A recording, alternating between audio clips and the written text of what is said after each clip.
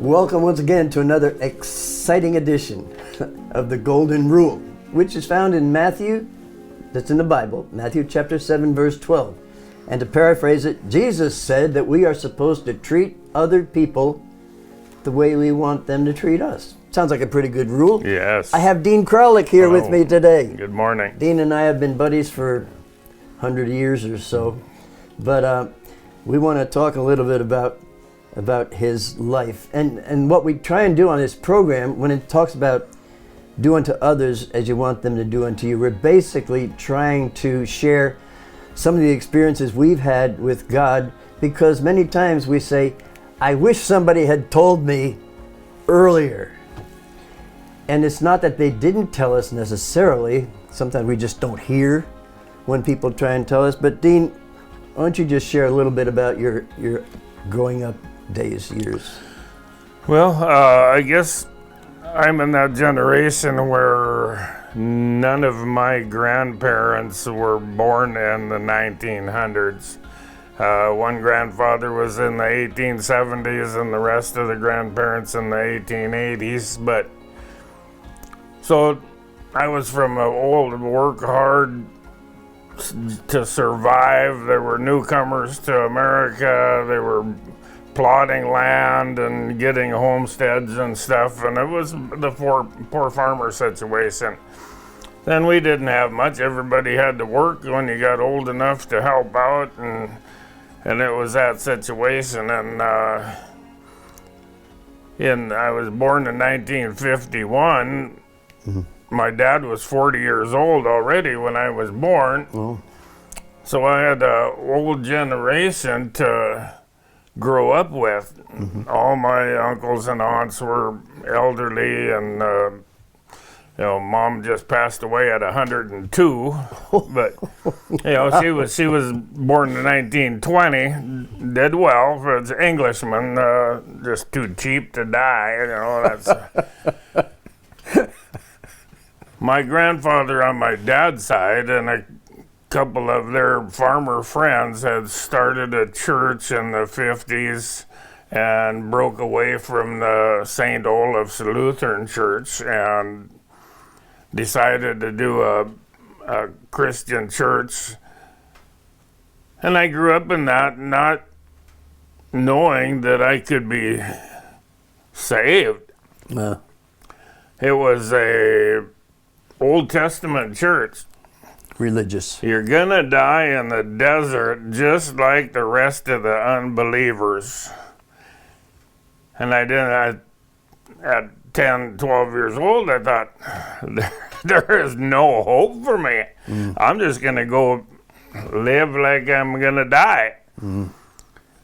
So I never really got taught that Jesus Christ came in the New Testament just for me, that he loved us so well that, he died for us. Mm-hmm. And I didn't get that concept. And so there was years and years that I didn't go to church. After I got out of high school, I had my draft notice before I graduated from high school. Went into the military right away in fall of 1969. Got sent to Vietnam, and every experience I had was a pretty negative experience at the time, and I seen no God in it. I didn't see why would God want to kill all these young guys and hurt all of these people that just wanted to be farmers. The Vietnamese didn't want to have anything to do with the politics. They wanted to be rice farmers and just live. So I didn't understand that concept. And after I got out of Vietnam, I just kept in the alcohol and drugs and tobacco, and just kept building that up because it was what took the sharp edges off, took the pain out. So I became a pretty good practicing alcoholic and drug addict, drug abuser, I guess you'd say. And I got married in 1974, thinking that this will help straighten. I love the girl.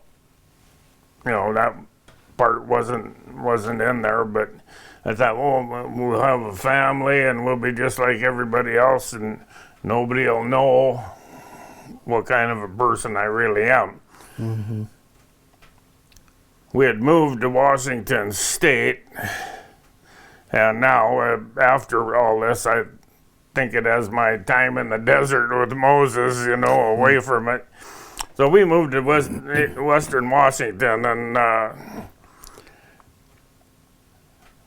in 1978, I got totally obliterated at the local tavern, and in those years, we used to celebrate our coming back to America from our tour in Vietnam. So the 7th of June, I went out and got drunk with my buddies and totaled my car out.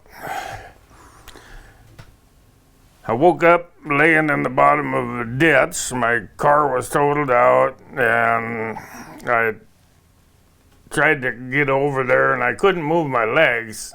I didn't know what was wrong. I crawled over to the car, and the CB radio was on, and I tried to get somebody on the CB radio to help, and nobody would answer the radio, so I crawled up on the edge of the road, tar road, and laid down, hoping somebody would see me when they drove by. Well, at that time, I'm not sure if I passed out, if I died, whatever happened to me.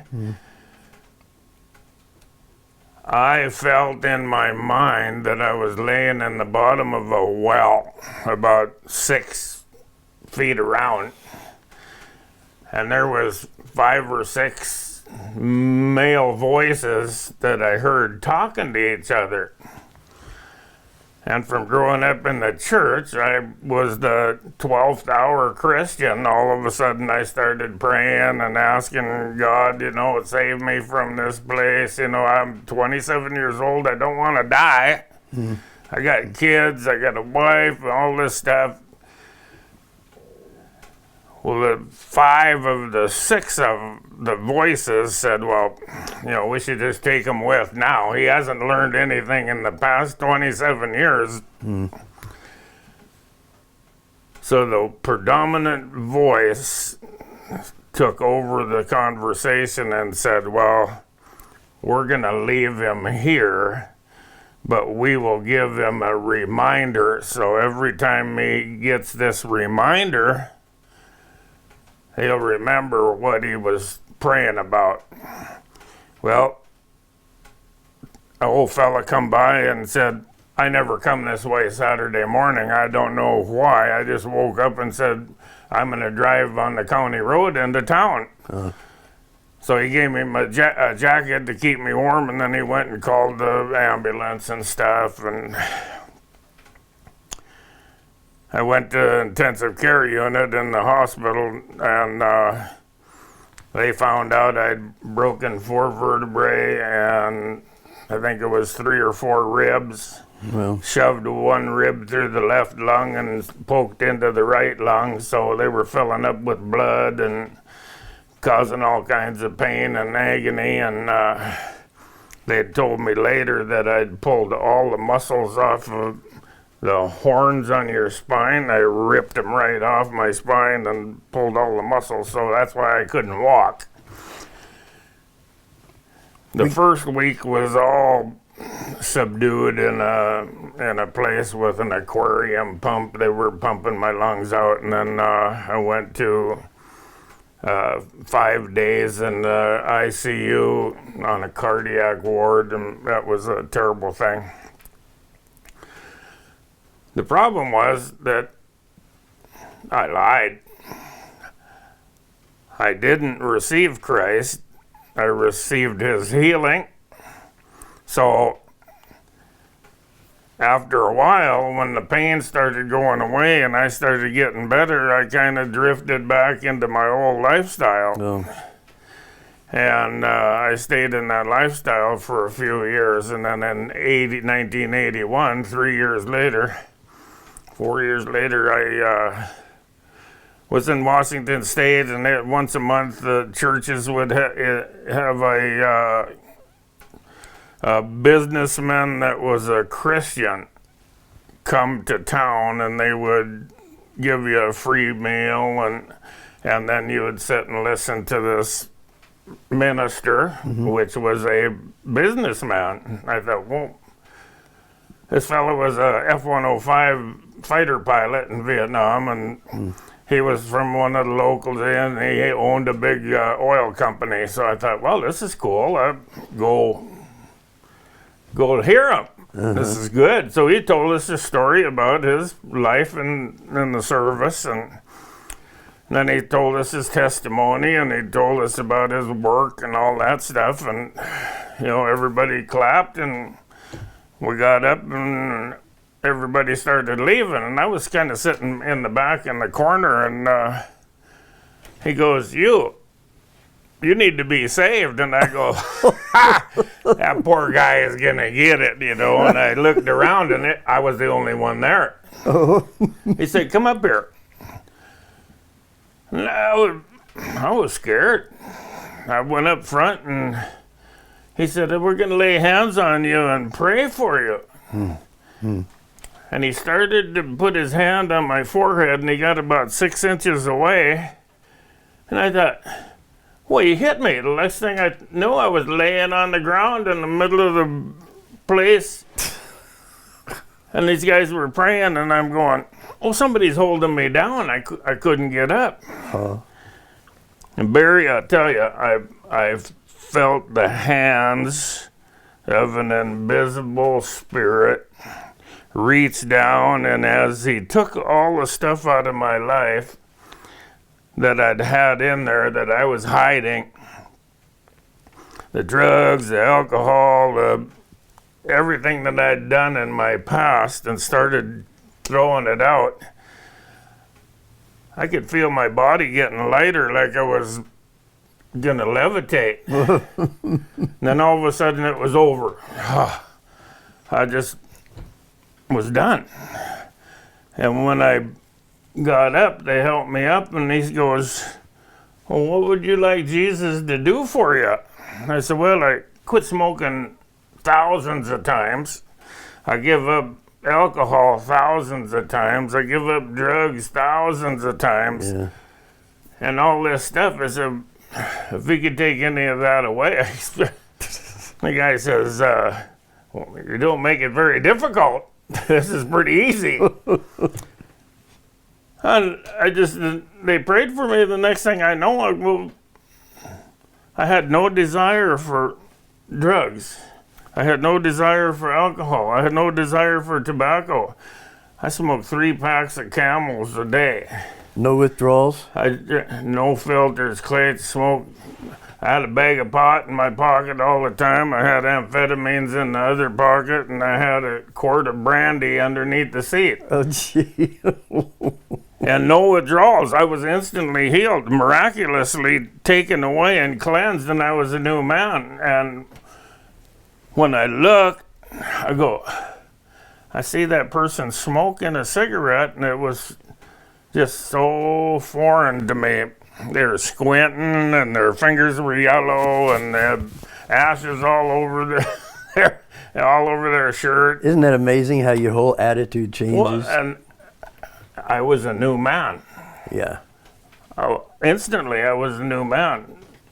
God knows what kind of people we are from the inside out. And he knows I'm a habitual person, normally. And he took that habitual stuff away.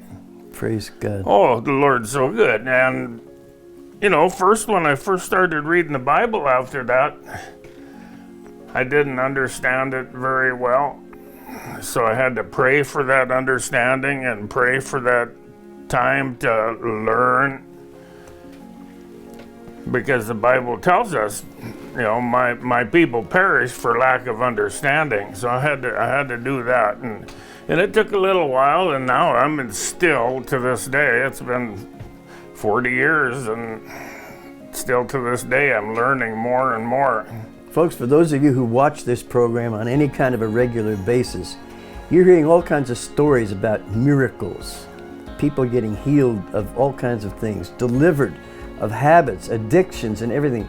And just anybody can have that same experience if you'll give your life to the Lord. I want to close by just reminding you again, we're going to put yard signs in all of Detroit Lakes this summer. If you want to have one in your yard, $10, cfcdl.org/signs. You can order one, order a dozen, pass them out to your friends, your relatives, whatever. We want to see these things popping up like dandelions this spring. And then the other thing we want to remind you again is we're going to be producing a play entitled In His Steps at the Holmes Theater, April 5th and 6th. We need some extras. If you'd like to be the extra in a play, get a hold of us.